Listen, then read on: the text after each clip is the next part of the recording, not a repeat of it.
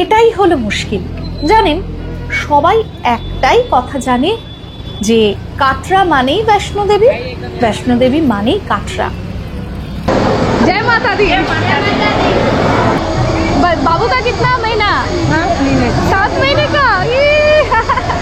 7 মাসের বাচ্চা। তবে আজ আমরা কাটরার এমন এক মন্দিরে আপনাকে নিয়ে যাব যেখানে মায়ের দর্শন আর वैष्णो देवी দর্শনে একই পুণ্য লাভ হয়। দূরত্ব বানগঙ্গা থেকে 10 কিলোমিটার, আর সেখানে যাওয়ার রাস্তাটা এত সুন্দর যে কি বলবো। वैष्णो देवी দর্শন করতে গিয়ে রাস্তায় আপনাদের যেমন প্রচুর দোকানপাট, হইচই, অনেক ভিড়ের সম্মুখীন হতে হয়। আবার মায়ের এই যে বাল্যরূপ, মায়ের যে কন্যা রূপ দেবময়ীর দর্শনে যাচ্ছি, এই পথ কিন্তু আবার ফাঁকা, পাহাড়ি। এটা হলো দেবী মাই মন্দির, বা স্থানীয়রা বলে দেবময়ী। মানুষ কম জানে, যে কারণে ভিড়ও কম। আমরা না মা দেবময়ীর দর্শনের উদ্দেশ্যেই জাস্ট পৌঁছলাম এখানে মন্দিরে। একটা কথা বলে রাখি, এই হলো সিঁড়ি। এই যে দেখুন, সবাই সিঁড়ি দিয়ে হেঁটে আসছে। এই হলো সিঁড়ির পথ, আর বেশিরভাগ গাড়ি কিন্তু ওখানেই নামায়। তবে আমাদের যে সুনীল দা এত ভালো যে সেই দিক দিয়ে আমাদের যাতে না হাঁটতে হয়, এই দিক দিয়ে কিন্তু উনি নিয়ে এলেন। আমরা গাড়ি করে আসিনি, অটো করে এসেছি, তবুও উনি কিন্তু এই আমাদের মানে একদম মন্দিরের চত্বরই নামালেন। ওইদিকে হনুমানজি সকলকে আশীর্বাদ করছি।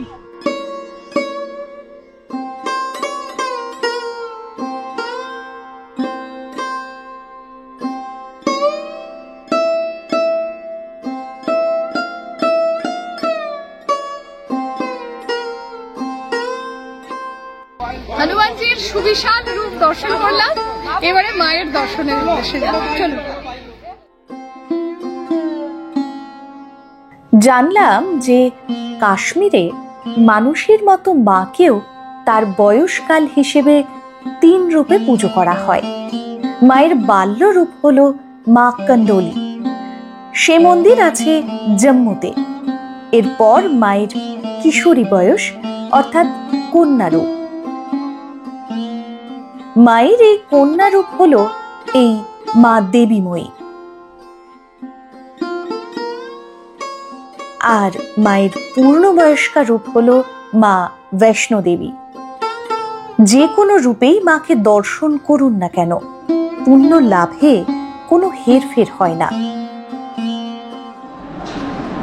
पंडित जी, ये जो माता का कन्या रूप है, कुछ बोलिए ना इसके बारे में, क्योंकि काफ़ी लोग ना हम लोग बंगाल से आए हैं, पूरे देश से आते हैं, बाहर से भी आते हैं, लेकिन वैष्णो माता का जो वैष्णो देवी है उधर ही जाते हैं, दूसरा पता ही नहीं है काफ़ी लोगों को। थोड़ा बताइए ना।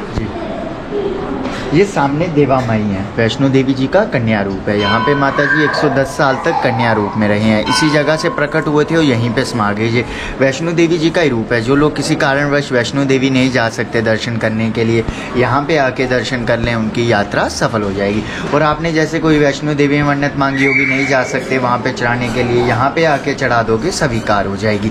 ये कलियुग का प्रसिद्ध स्थान है। किसी की मुराद किसी जगह ना पूरी होगी, इधर करोगे तो आपकी अवश्य पूरी हो जाएगी। यहाँ पे माता ने शामीदास जी को दर्शन दिए थे। श्रीधर जी की चौथी पीढ़ी थी, वो यहाँ पे तपस्या किया करते थे। 12 साल 9 महीने तक उन्होंने यहाँ पे तपस्या की। यहाँ से रोज वैष्णो देवी जाया करते थे। ऐसे चलते चलते 12 साल 9 महीने तक उन्होंने रोज यहाँ से वैष्णो देवी जाना। 12 साल 9 महीने के बाद माता ने उनको यहाँ से कन्या रूप में दर्शन दिए।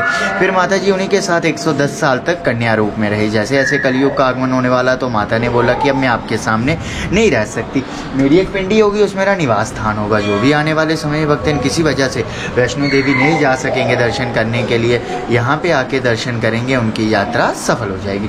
और आगे लक्ष्मी जी हैं और ये दुर्गा, ये वैष्णो देवी जी का कन्या रूप है देवा माई। বাইরে গেলে এই হলো কড়ি।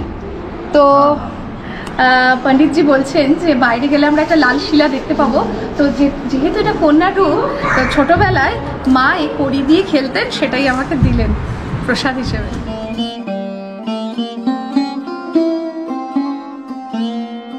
মন্দিরের দরজার বাইরে এ হলো সেই পাথর যেখানে বলা হয় মা শৈশবে কড়ি খেলতেন। বৈষ্ণোদেবী কোথায় বাবা? বৈষ্ণোদেবী এই তো শিশু মন, সব জায়গায় আছে বাবা, যেখানে ধরবে সেখানেই ঠাকুর। হ্যাঁ প্রণাম করো। ও আচ্ছা, একটু হাইটটা পৌঁছায়নি, ও কপাল ঠাকানোর চেষ্টা করছে। এমনি হাত দিয়ে প্রণাম করো, হাত দিয়ে প্রণাম করো। और विशेष पूजा क्या होता है इधर? नवरात्रों में चलता है। नवरात्र में जी, चलता जी। है। और मंदिर कब खुलता है? ये सुबह खुल जाता है, 6 बजे खुलता है। 6 बजे। और कितने बजे तक खुली रहती है? रात को 9:30-10 बजे तक। सर बीच में कोई कब बंद होता है? नहीं, कभी नहीं, भी? बंद नहीं, बंद नहीं है, कभी भी भक्त आ हाँ, सकते जी, हैं जी। 6 बजे से 10 बजे के बीच हाँ, में। जी, जी। अच्छा। और जैसे मैं देख रही हूँ कि बाहर मतलब ये क्या मंदिर की तरफ से नहीं, प्रसाद भंडारा मतलब हर साल बैसाखी को लगता है भंडारा। अच्छा, हर साल बैसाखी को लगता है। ये क्या मंदिर के ट्रस्ट की तरफ से है? नहीं, जो भक्तजन करवा रहे हैं। ये भक्तजन कर जी, जी। अच्छा अच्छा अच्छा।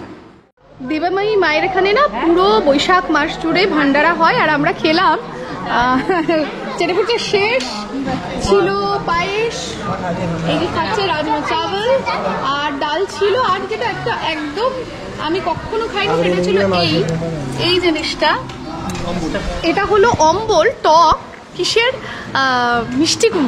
মিষ্টি কুমড়োর টক। আমি কখনো খাইনি, আমি ফার্স্ট টাইম খেলাম এবং খুব ভালো খেতে। আর মায়ের প্রসাদ কেমন কি সেটা তো বলা উচিত না, এবং সেটা অমৃত সমান।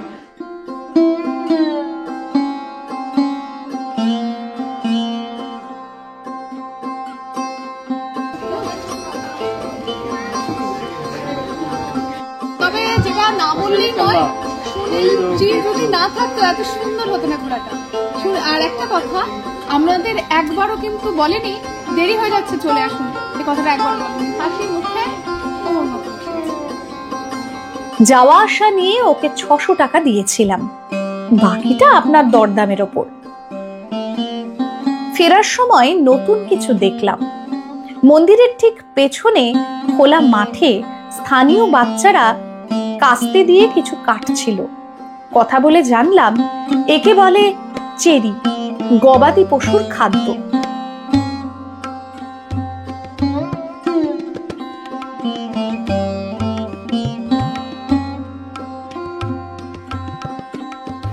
যদি কোনো ভগবানের মাহাত্ম্যকে ছেড়েও দিই, এখানে চুপচাপ বসে থাকতে ভালো লাগে। তবে একটা কথা বলে রাখবো, হয়তো অনেকেই আছেন যে বৈষ্ণোদেবী দর্শনে খুব ইচ্ছে, কিন্তু ওই পাহাড়ের চূড়ায় ওঠা সম্ভব নয়, বয়স হোক বা যে কোনো কারণেই হোক, বা ঘোড়ার পিঠে ওঠাও খুব মুশকিল, বা হেলিকপ্টার অনেক ব্যয় সাপেক্ষ। আপনারা কিন্তু এই দেবময়ী পাহাড়ে মা দেবময়ী মানে মা বৈষ্ণোদেবীর কন্যা রূপ এখানে দর্শন করতে পারেন।